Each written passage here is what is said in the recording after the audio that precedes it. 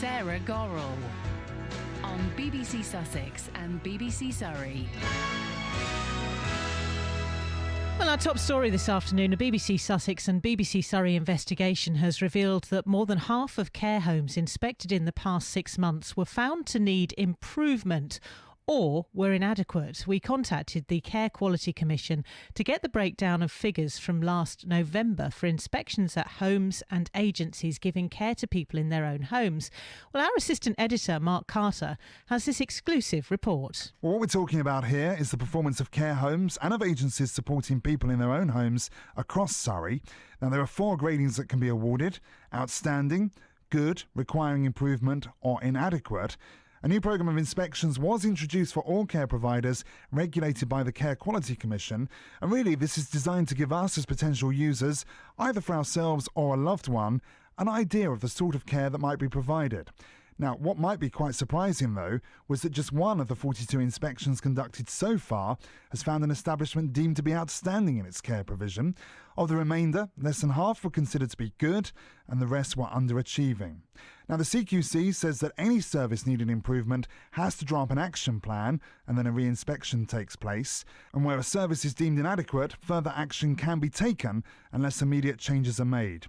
Now, the most recent to receive this lowest rating was the Oakleys care home in Godstone, which is managed by Anchor Trust. The concerns in that particular instance included the way in which some patients with dementia were addressed by team members and overall staffing levels at the site as well.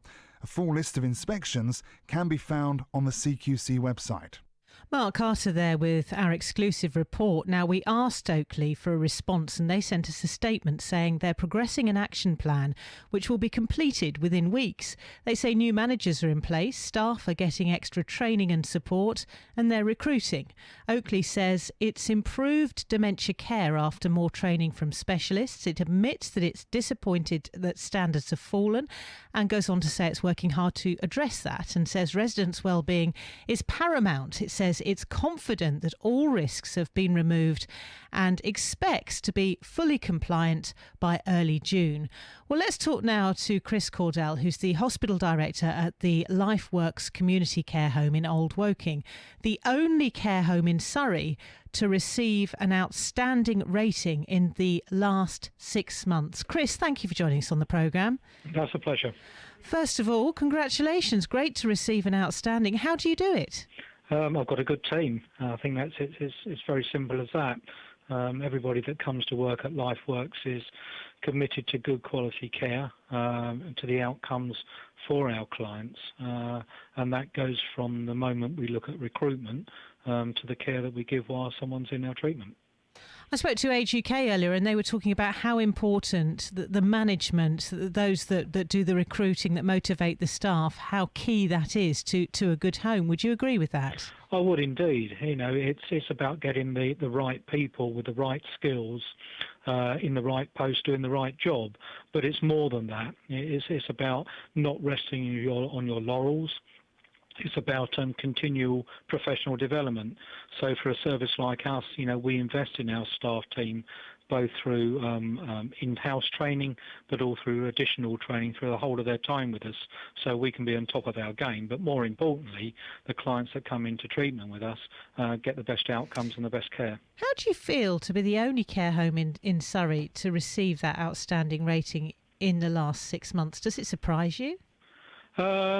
Not necessarily. I mean, it is difficult times. I mean, we are a small independent service. You know, we're not part of a large chain, and the care that we deliver here is very specialised. We are recognised as probably one of Europe's leading treatment centres for eating disorders and addiction. So we're not necessarily a traditional care home in that side of things. But the sort of care that we have to deliver here is very specialised, and as a consequence of that, you know, we have to invest in our staff team.